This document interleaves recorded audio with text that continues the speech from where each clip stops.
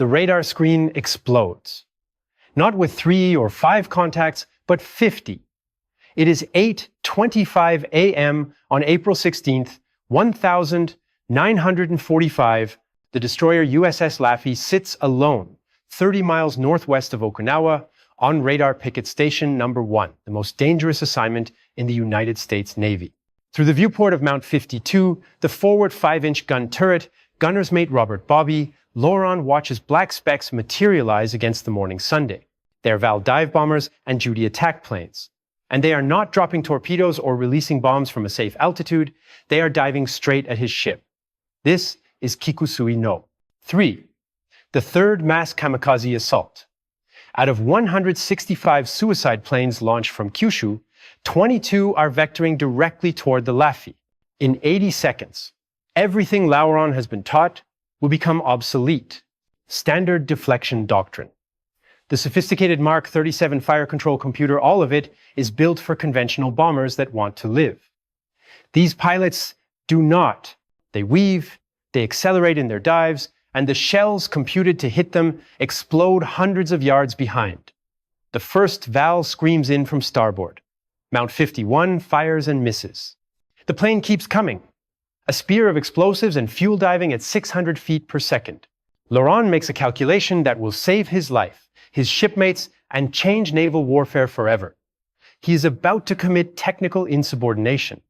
What naval gunnery school taught him was to trust the computer. What he is about to do is break every standing order. Months earlier, in the Philippines, the United States Navy faced a crisis without precedent. At Lingayen Gulf, ships were being torn apart by a new kind of terror. The statistics were terrifying. Conventional air attacks achieved a 3% hit rate, kamikazes a devastating 14%. They were hitting ships 4 times more often. Admiral Chester Nimitz convened an emergency conference. The data was grim. Since October 1944, kamikazes had sunk 26 ships and damaged 164 others, killing 2,800 American sailors. The problem was mathematics. The Mark 37 fire control system, the most advanced in the world, was designed for bombers that flew straight and level. It calculated deflection based on target speed and bearing, assuming a predictable flight path. But a kamikaze in its terminal dive added gravity and full throttle, accelerating to 350 miles per hour in an unpredictable corkscrewing descent. A 5-inch shell took 8 seconds to reach a target 3,000 yards away. In that time, a kamikaze could cover over half a mile.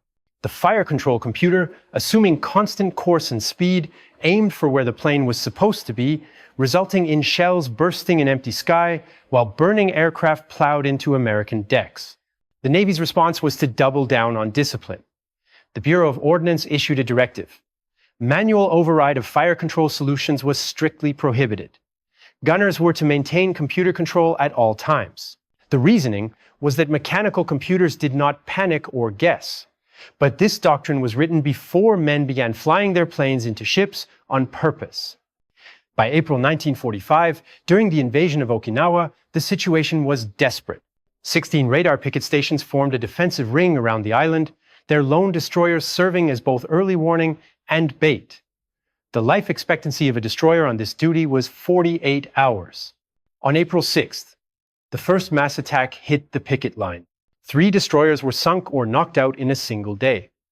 The Navy was losing a war of mathematics, and Japanese High Command had 10,000 aircraft stockpiled for suicide missions.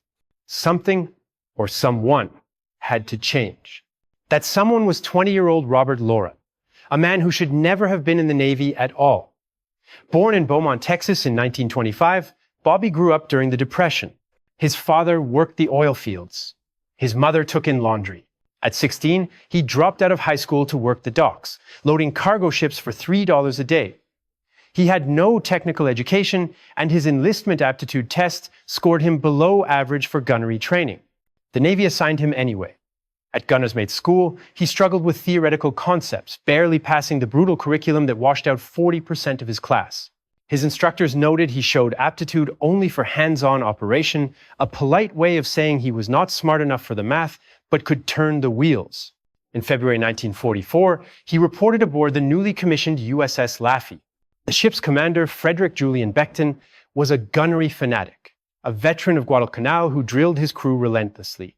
Lauron was assigned as the trainer in Mount 52, controlling the horizontal aim of the twin 5-inch guns. His job was simple: match his pointer to the indicator needle fed by the fire control computer. He was not supposed to think, he was supposed to follow the needle. But something bothered him. During exercises, he noticed that when a target maneuvered even slightly, the computer's solution failed. The shells missed. On a napkin in the crew's mess, he sketched crude calculations. If a target turned 10 degrees during the shell's time of flight, the computer would miss by a significant margin. He mentioned it to his mount captain, a career petty officer who told him in no uncertain terms, "You follow the goddamn needle, Lauron. You're not paid to think." But Lauron kept thinking. During drills, when no one was watching, he experimented, adding a few degrees of extra lead to diving targets.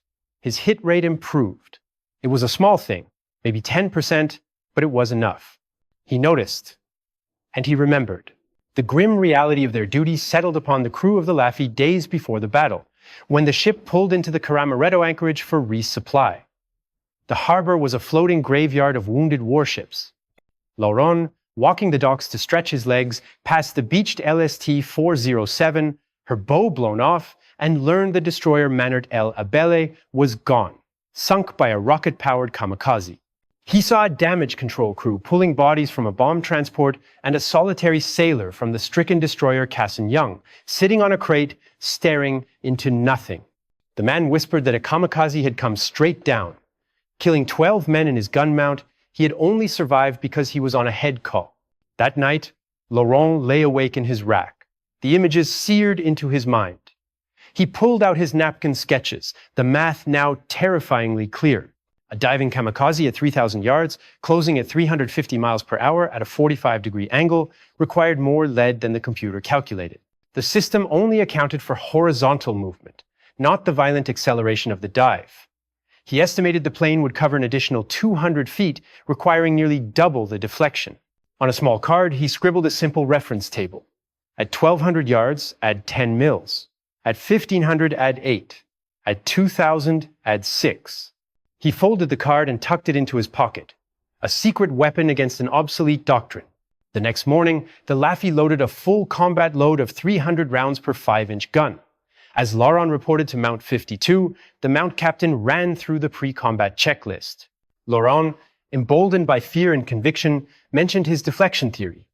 The response was immediate and harsh. If he attempted a manual override in combat, he would be at a captain's mast so fast his head would spin. Lauron nodded, but his hand touched the paper card in his pocket. On April 14th, the Laffey arrived at radar picket station number 1, the sea calm, the visibility perfect. That afternoon, a group of 3 Japanese planes approached. The ship's guns opened fire, the Mark 37 director tracking the targets. Mount 52 fired 8 rounds under computer control, 0 hits. Lauron watched the shell burst through his viewport, every detonation exploding harmlessly behind the evading aircraft. The computer was aiming where the planes had been, not where they were going. In that moment, his decision was final. The next time, he would go manual. Court-martial be damned. He didn't know that in just over 48 hours, 22 kamikazes would descend upon his ship in an 80-minute storm of steel and fire, and his forbidden technique would be the only thing standing between survival and annihilation. April 16th, 1945. At 8:08 a.m., the air search radar operator's voice cracked over the intercom. Multiple bogies, bearing 350, range 12 miles. On the bridge, Commander Beckton raised his binoculars to see the northern horizon black with aircraft. The general quarters alarm clanged through the ship. Lauron sprinted to Mount 52, sliding into the trainer's seat as the mount captain tested the manual elevation wheel. His hands found the controls, the traverse wheel on the left, the firing trigger under his thumb. Through the viewport, he counted the approaching specks. There were too many. At 8:30 a.m., a lone Val dive bomber approached from ahead. Mount 51 fired a ranging shot at 9,000 yards. The shell detonated low, the Val jettisoned its bomb and fled. Then 4 more Vals appeared, splitting into pairs. The fire control director locked onto the starboard pair. Lauron matched his pointer to the indicator needle. Mount 51 fired, and a valve disintegrated at 7,000 yards. The second valve kept coming, diving, and accelerating. The training indicator showed 14 mils of lead. Lauron knew it was not enough. The mount captain barked, "Match the needle, fire when ready." Lauron's hand hesitated on the traverse wheel for 3 critical seconds as the valve closed to 5,000 yards.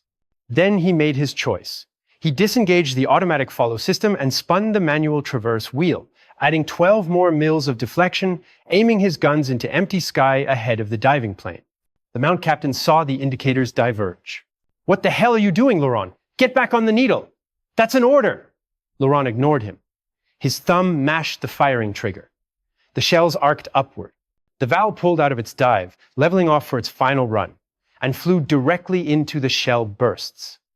The proximity fuses detonated, shredding the plane's engine. It cartwheeled into the sea 3,000 yards from the ship. The mount captain stared, then said, "Keep doing whatever you're doing." The battle erupted into a full-scale nightmare. No sooner had the first valve splashed into the ocean than more swooped in from all points of the compass. Duty dive bombers, faster and more maneuverable, joined the valves. Lauron's world shrank to the confines of his mount. The metallic taste of cordite, the shriek of machinery, and the constant deafening thunder of the guns. He operated now with a grim, practiced rhythm. The director would lock a target, the indicator would swing, and Lauron would instantly disengage, crank in his extra mils of lead based on his handwritten card and gut instinct, and fire. A Judy screamed in from ahead at nearly 400 miles per hour. The computer solution showed 16 mils. Lauron, estimating the steep dive and acceleration, added 15 more. He fired, and the Judy flew into the blossoming fireball and disintegrated at 2,000 yards. The metal rain from the explosion clattered against the Laffey's deck. Another valve came from the starboard beam. He added 8 mils. Fire. A direct hit. He was a machine of calculation and reaction, his mind processing dive angles and closure rates faster than the mechanical computer below decks ever could. On the bridge, Commander Becton and his gunnery officer watched Mount 52's behavior with a mixture of alarm and awe. The gunnery officer reported, "Sir, the trainer in Mount 52 is operating in manual. He's not following the computer solution." Becton raised his binoculars, timing the shots. He watched Lauron fire, saw the shells race ahead of a diving kamikaze, and witnessed the plane fly into its own destruction. He saw it again and again. Becton keyed the intercom, his voice cutting through the chaos. "All mounts. If you have a solution that works, I don't care if you're following the computer or reading tea leaves, keep shooting." The official doctrine was dead. In the heat of combat, results were the only doctrine that mattered. For 6 relentless minutes, Lauron engaged target after target. His forbidden technique claimed kamikaze after kamikaze, the 4th, 7th, 9th, 11th. The kills mounted with a mechanical rhythm that defied the chaos around him. 14 enemy aircraft fell to his gun in those 6 minutes. 14 potential hits on his ship were turned into fireballs and splashes.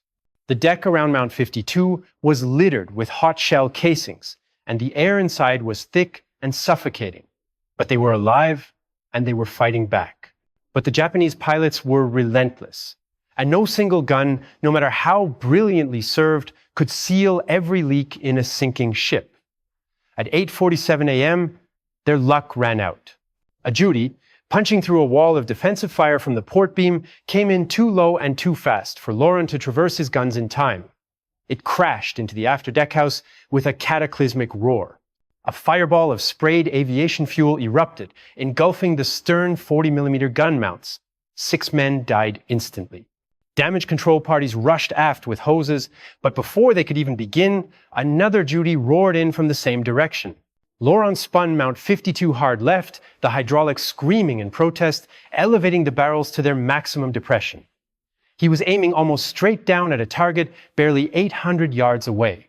He added a handful of mils, fired, and his shells caught the Judy's wing. It cartwheeled and crashed into the exact same devastated area, killing 8 more men. The stern of the USS Laffey was now an inferno, but Lauron had no time to process the horror. His mount was still operational, and the sky was still full of death. He traversed back to starboard, found another valve in his sights, added deflection, and fired again. Another kill. The battle was far from over. The Laffey's ordeal escalated from a battle to a fight for sheer survival. Moments after the stern was ravaged, a valve managed to drop a bomb that hit near the starboard propeller. The explosion was a deep internal thunder that ruptured hydraulic lines and jammed the ship's rudder hard over to port. Instantly, the destroyer began steaming in a tight, helpless circle, 200 yards in diameter. They were now a sitting duck. Commander Beckton from the bridge ordered all engines ahead flank, but it was no use. The ship merely churned the same patch of ocean, a perfect target for the swarming enemy. The kamikazes saw the vulnerability and pressed their attack with renewed ferocity. Two valves dove from opposite quarters, timing their runs to hit simultaneously. The fire control director could only track one. Lauron, his ship turning unpredictably beneath him, had to lead the target while compensating for his own rotation. The mathematics were impossible, so he abandoned them. He watched the valve's angle, estimated its closure, and cranked in what felt right 28 mils of deflection. He fired, and the valve exploded at 1,800 yards. Mount 51 engaged the other, but it was too late. The second valve crashed into the already shattered after-deck house, the third direct hit in 5 minutes. The ship shuddered from the impact, and 4 more men were gone. The chaos was absolute. The entire stern was a blazing funeral pyre, and Mount 53 was destroyed. Only Mount 52 and Mount 51 were still firing, and now Mount 51's computer link was severed, forcing it into local control. Lauron's world became a cycle of traverse, estimate, and fire. His left arm, grazed by a machine gun round, bled freely, making the traverse wheel slippery in his hand. He ignored it. A Judy strafed the ship, its bullets clanging off the superstructure. He could see the pilot's face as he cranked in maximum deflection and fired both barrels at point-blank range, shearing off the plane's wing mere hundreds of feet from the ship.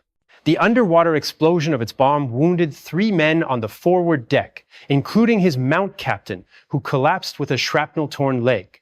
With the medic teams overwhelmed, Lauron threw a battle dressing to a frozen 19-year-old powder loader, shouting at him to tie the tourniquet and get back to his post. Blood pooled on the deck, but the gun kept firing. An Oscar fighter weaved in from port, jinking unpredictably. Lauron fired and missed, the shells bursting 50 feet ahead. The Oscar pulled up and then slammed into the sea, its wings folding from the stress of its own evasion. It was a kill by intimidation. The battle had become a primal contest of wills. By 9:02 a.m., the relentless punishment was taking its toll. A Japanese observation plane circled safely at 8,000 yards, radioing the Laffey's crippled state back to base. Aboard the destroyer, ammunition was running critically low. Mount 52 had fired over 180 rounds. Only 28 remained in the ready magazine. The air reeked of smoke, blood, and spent cordite. Lauron's right hand was a cramped claw, his body running on adrenaline alone. Another valve dove from the glare of the sun, and with the radar shot away, Lauron aimed purely by eye, estimating the steep angle and speed, adding his mils, and firing. The valve disintegrated.